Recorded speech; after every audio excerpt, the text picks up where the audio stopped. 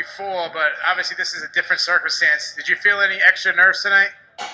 I mean, yeah. I don't know if it was extra nerves or if I just forgot. Like how nervous you actually get before these fights, man. I've been out for a hot minute. And yeah, I get real. I get even when I was in my prime, and fighting all the time, I still got more nervous than most guys did. So I think tonight, yeah, I was a little extra nervous, man. Obviously, some of the I would have drank that, but it's fucking empty. So the crowd was as loud as a crowd I've ever heard. Now, obviously, some of that has to do being in the hometown, but I think a lot of it has to do is people love a comeback story. And Yeah. I mean, you truly have an amazing story. Thank you. Fuck yeah. I think you inspire a lot of people. Talk about that. I mean, tell the message what you want to tell people that struggled like you.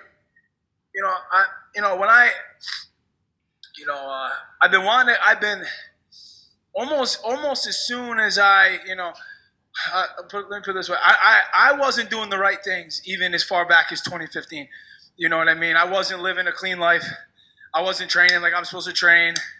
I was doing drugs, I was drinking, and then 2016, 2017, my drug use got real bad, and my training really, really suffered, man. I barely trained at all the last year. In 2017, I barely trained at all, and then when I quit, retire, I call it quit, because I didn't have no fucking money saved at that point. All I was doing was buying motorcycles and drugs and fucking trucks, so I quit. And almost instantly I regretted it. About 6 months later, I said, fuck.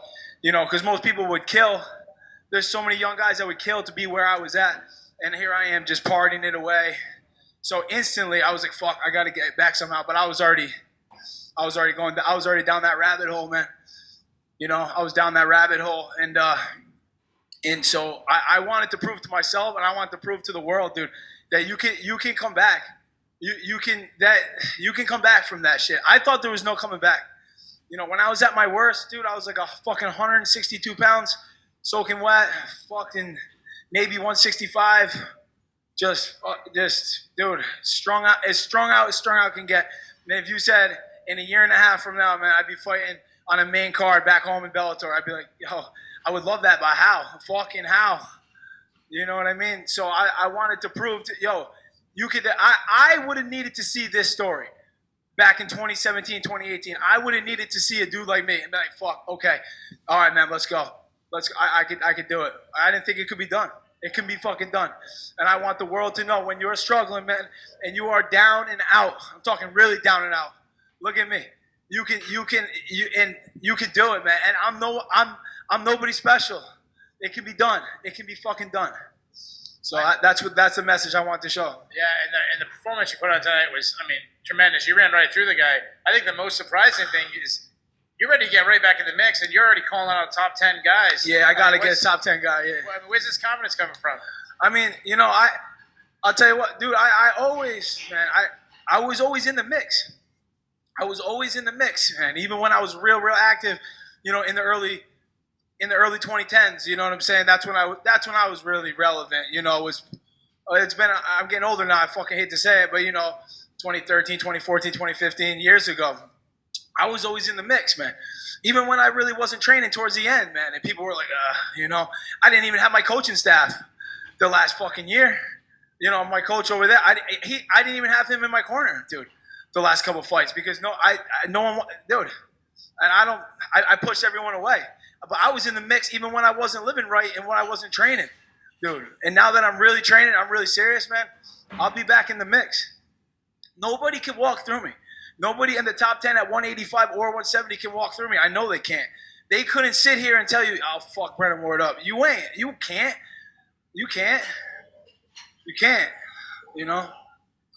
So.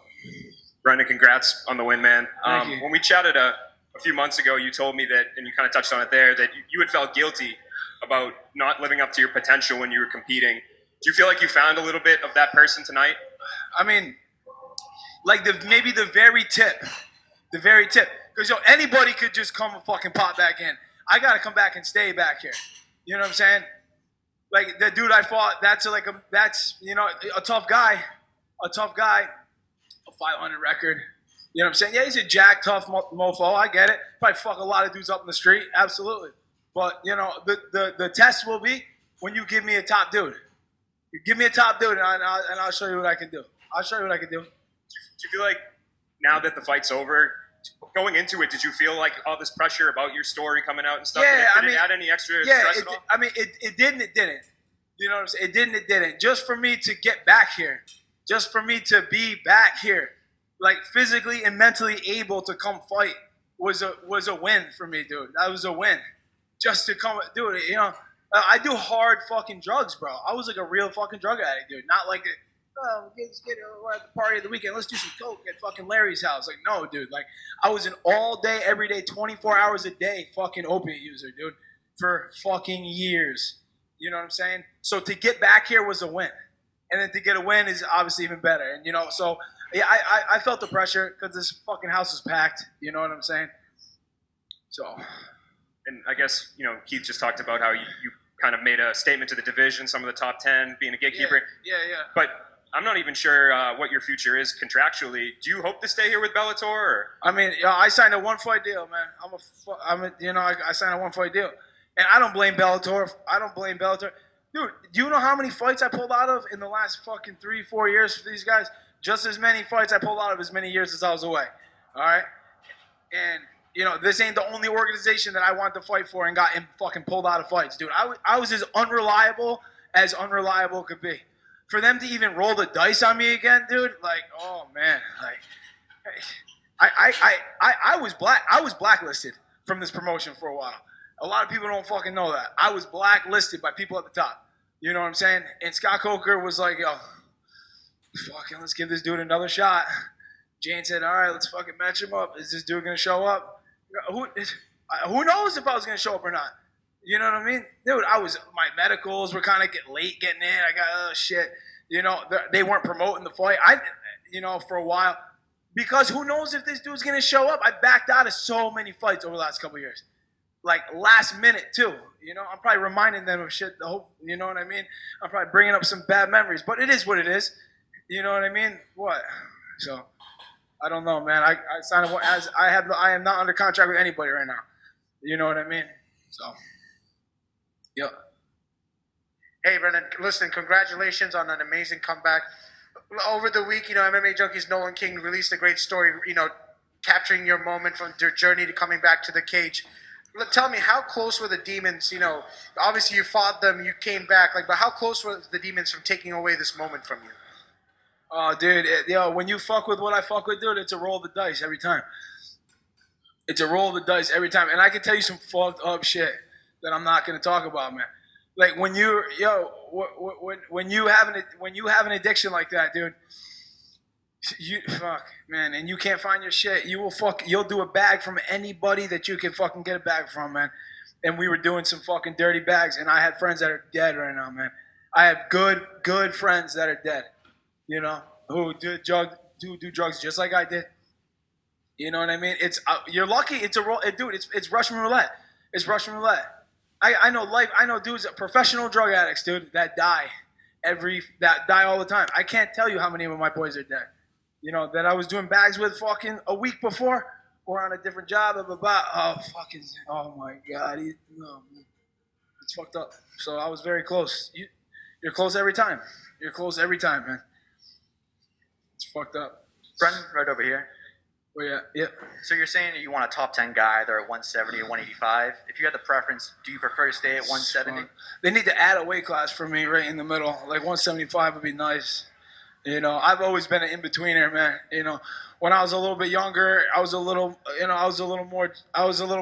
thicker when I was younger. And I don't know about if I was a lot stronger when I was younger, but I was definitely thicker and bigger.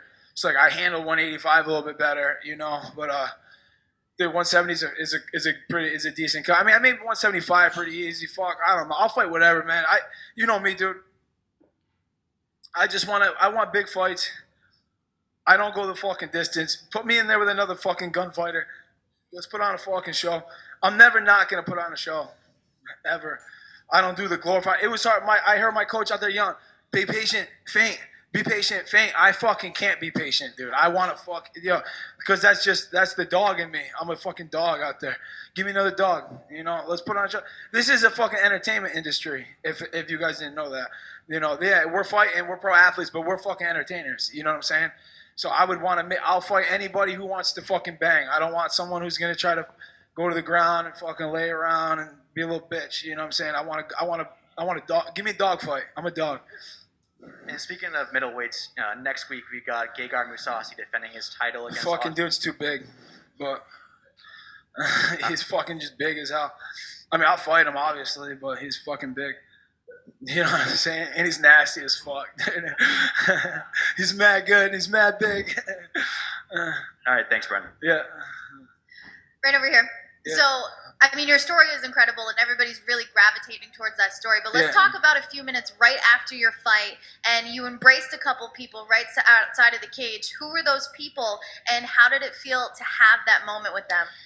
Yeah, that man you're talking about is one of the most important people in my adult life, man. And we kind of went our separate ways. The last time I got out of rehab, that's who I lived with out of rehab. When my family wouldn't take me back, that's who I lived with. That's who I lived with. That was my guy. He has never missed a fight. He's traveled with me to every single fight, and that's who I went to live with after rehab when my family wouldn't let me home. And we got into we're two alpha males. We got into a fight. I left his house. I wasn't going in I wasn't kind of doing the things he was doing. The things he was telling me to do, I didn't do, and I haven't talked to him since. And I almost drove to his house today on my way here because I fucking needed him. I need that man in my life. And when I saw him outside the cage, I cried. Brandon, I saw Brandon, and there he is. He's right there right now. That's the man you're talking about. That's the man that we're talking about right there. So. That's awesome. Yeah. So not only was that emotional, but to be back in the cage and to show how advanced your striking has become, who do you attribute that to, and where is your home now for training? We're from New England, man. It's a real small MMA community, And my coach, Greg Rubello, man, there's really no other coaches like him, that I've ever met, he's had more fights than anyone that you or I have ever fucking fought or gone against, you know what I'm saying? And he's been around, he's trained the who's who. He's trained the who's who of New England fighters, and this dude don't want no credit for fucking nothing. You know what I'm saying? And a lot of fucking guys want him to train them. And he's at a point in his life, he's got his business, he's got his family, and he only trains dudes that are really down to fight and really down to train and are really gonna let loose. And I've worked with him extensively, and when I listen to what he tells me to do, this shit fucking works, man. And if guys don't want to train with him, hey, he don't want no credit. He's just out here, dude. He's just my boy. He's Greg Rubello, man. He's the best striking coach around, and he's as humble as they get. And at 40 years old, dude, that fucking dude will jump in, and I try to get all the time like, yo, you gotta fight, coach. You gotta fight. He'll knock out. Fuck, dude. He'll knock dudes out. He'll knock out them two heavyweights that fought before me tonight. He'll knock both them dudes out. He's friendly with them, I'm sure, but he'll knock them out. So yeah. Sorry, but it's true. Hey, Brendan, congrats on the win over here. I just want to know, for people out there that are in a similar situation like you or worse, what words of wisdom or advice or any sort of words that you could give them that can hopefully get them out of whatever pit that they're in? Yeah, dude, it's hard. It's hard, man. It's so fucking hard. But listen, man, and I was always a guy, man. I needed and wanted that instant gratification. Everything I did, I wanted it now. I wanted it fast. I wanted to be good at things fast. And I'm not the best athlete in the world, but I was a good athlete growing up. And anything I did, I really picked it up fast. Skateboarding, I picked it up fast. Surfing, I got pretty good, pretty quick. Baseball, football, wrestling, all that was pretty good. So things came easy to me. Wrestling came pretty easy. You got to work. Even MMA, dude. I only fought on the local circuit 3 times. And I remember my first fight in Bellator. I was still in college, dude, when I signed to Bellator. I was in fucking college. I think I got paid $6,500 for my very first Bellator fight, dude. I was in college. I thought I was fucking loaded, dude. I was like, yo, 65. I was in college, dude. I remember going back to class, dude. Still had the check in my pocket, like that Monday at JWU. I'm like, yo, I had an uncashed check in my pocket. Like, yo, I'm fucking rich, dude. This is sick. Oh my god, like, oh my gosh, man. Like, and so that being said, man, when I was trying to get clean, I wanted to like now. I'm like, why? I'd be clean for like a week, 2 weeks, a month. I'm like, why don't I fucking feel better? It's a grind, dude. It's a fucking grind, dude. Getting clean and staying clean is fucking hard, and it sucks, dude. And like, it's really fucking hard. And that's one of the biggest reasons that me and Brandon kind of went our separate ways, dude. Is I like wanted to get back to my life like ASAP. I wanted to get back to my like now. Like I'm ready to go back to work. I'm ready to start training. I'm ready to fight. And he's like, no, dude, no, you're not. And I'm like, I am. And I left his house, and guess what? I fucking slipped up again. You know what I mean? It's like, so you got to grind it out. If you're out there and you're struggling, dude, it's a grind. It's a hard-ass grind, and it takes a minute. Yo, I've been trying to get clean for 4 years, dude. 5 years. Trying for 4 years. I should have been getting clean fucking 10 years ago, dude, because I've been using for all of 10 years. You know what I mean? I'm using for all of 10 years, dude. You know? So... man, dude, and hit me up, man. Fucking get at me. Shoot me a message on fucking Instagram, dude. Shoot me a message. I will check. I will get back to you. It might take me a while, but I will fucking get back to you. You know what I'm saying? If you're struggling, you need help, man. I can fucking help you. You know, I can point you in the direction, man. I can help you.